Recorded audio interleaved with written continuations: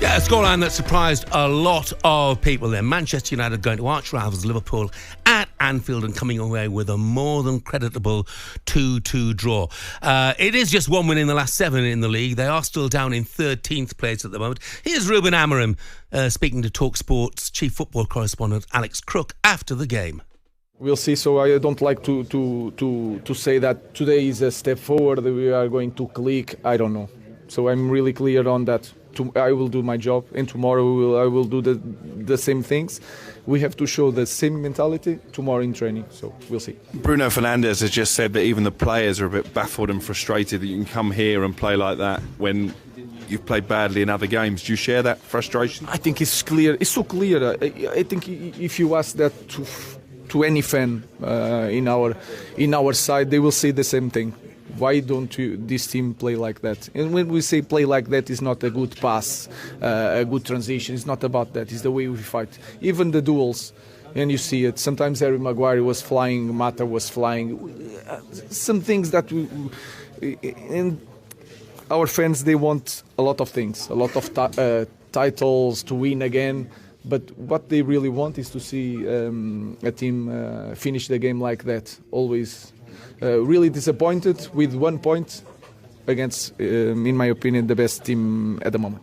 And, of course, he talked a lot about consistency and whether they can do it week in, week out. So that was Alex Crook talking to Ruben Amorim. Crookie joins us now alongside his roommate and our chief football correspondent, Sam Matterface.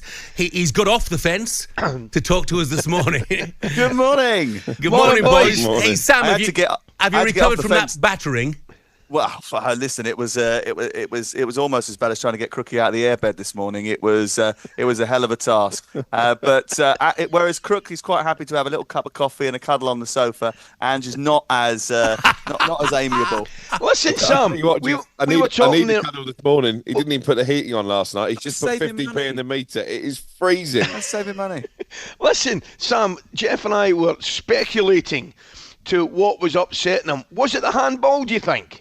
I haven't got a clue. He wouldn't tell me. I asked him 4 times to tell him what was up, what his problem was, and he couldn't articulate it. I thought it was a bit of a shame, really, because I think the fans want to know what he's got the ump about. Yeah, of course. The fans want to know exactly what it is that's got his goat, but he wasn't for telling. But anyway, that you know what it's like. That's what happens sometimes with managers when they get into that situation, when they're under pressure. And that was the great thing about yesterday. Ruben Amorim, I think, was under a little bit of pressure. People were even starting to talk about him yesterday, and then Anfield yesterday, everything changes.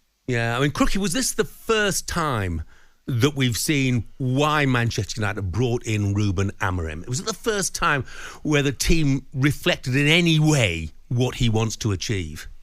I think we saw it a little bit in the second half at Manchester City a few weeks ago, but obviously City at a much lower ebb then than Liverpool were. So, yeah, I think yesterday was certainly the most complete performance that United have produced under Amorim. It wasn't just about the tactics. I do think that extra week on the training ground played a part, because I think players looked a lot more comfortable doing what he wants them to do. Lisandro Martinez in particular, in terms of carrying the ball from the back. I thought the midfield trio of Fernandes, Ugarte and Mainu did a really good job against Liverpool's powerhouse midfield.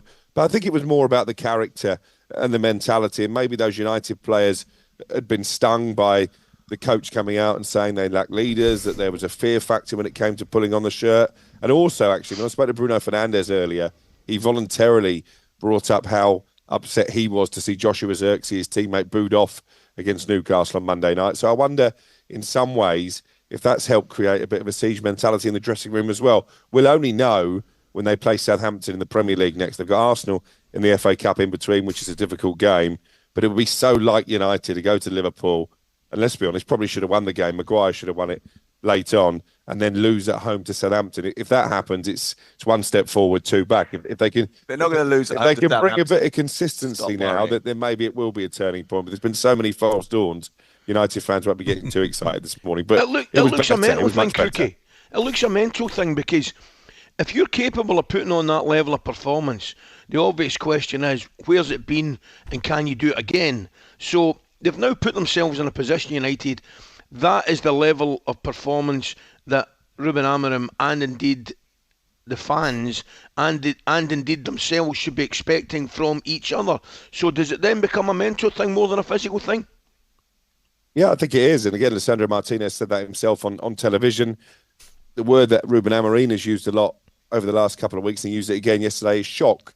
You shouldn't have to shock these highly paid players into having the mentality to play for Manchester United. That should be a given, but it hasn't been. So let's see. The jury's out until Arsenal and the FA Cup, and as I say, even more so that Southampton game. But you know, those United fans deserved the performance yesterday, and they got one. Let's not sugarcoat the fact Liverpool weren't quite at their best, but take nothing away from the United performance. No, and they weren't at their best. And look, if this had been Manchester City of a year ago or 2 years ago, and they were in Liverpool's position in the league table, we would be saying, well, the title's done and dusted.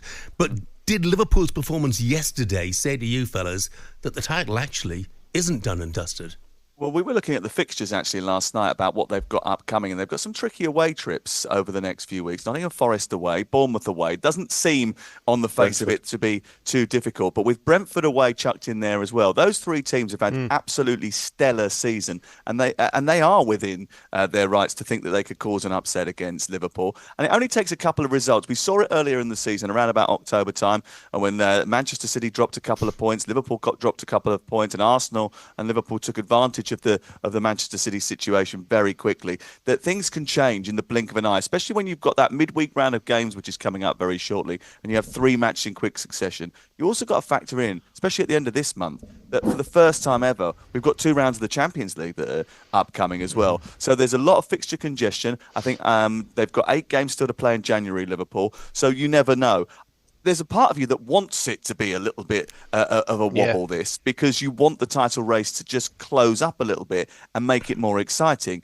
But for Liverpool fans, they just want to plough their way through, because, I mean, look, I think undoubtedly at the moment this season they've been the best team in the land.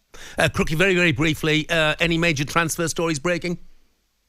Well, I think the big news is from Wolves, really. We've got that game tonight against Forest. Matheus Cunha has verbally agreed a new contract. The suggestion is there's probably going to be some kind of clause allowing him to leave if Wolves go down. But bearing in mind that Arsenal are looking at him, I think that's a huge boost for Vitor Pereira ahead of a big Midlands derby tonight. And the big transfer news, obviously, is the fact that I've transferred the heating switch from off to on for the rest of the day. Yeah, now you're a little bit too late. I've got to say, listen, anyone that's not watching the two of you look as though you're on your way to Alcatraz. You look like one of those old US prison pictures right there in front of me.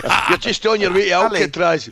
You're not going to believe this, Ali. I bought him a Christmas present, right? Okay, and I gave it to him, and I said to him, "You've got to wear that tomorrow when we go on the air. You've got to wear it." It was a Trotters Independent Traders. You know he loves Only Fools and Horses. It's the only TV program he can watch because he hasn't got the attention span to watch any other. Right? So he watches that program religiously. I bought him a football shirt from the Nag's Head, and he absolutely loved it. Brilliant. But he wouldn't wear it. He's not wearing it. Poor shit. It's too cold. I need the big jumper.